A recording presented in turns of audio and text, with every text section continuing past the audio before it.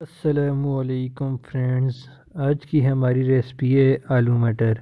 बहुत से दोस्तों ने रिक्वेस्ट की थी कि हमें आलू मटर बनाने का तरीका बताएं, तो आज हम ये रेसिपी बनाएंगे अपने स्टाइल में।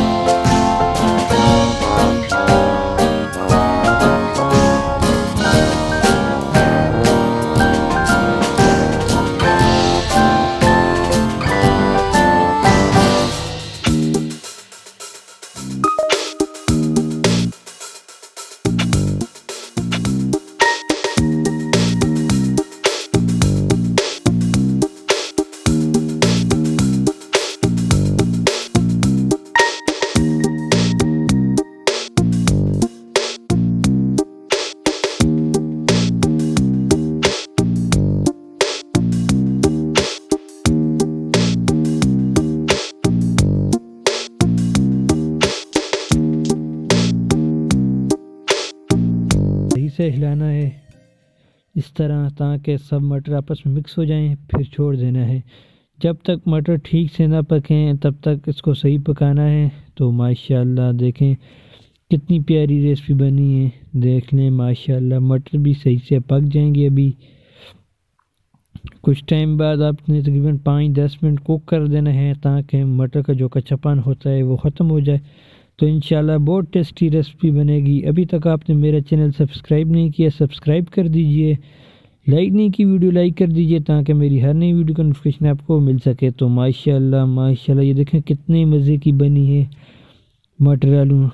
तो मिलते हैं अगली वीडियो में, तब तक के लिए अल्लाह हाफ़िज़।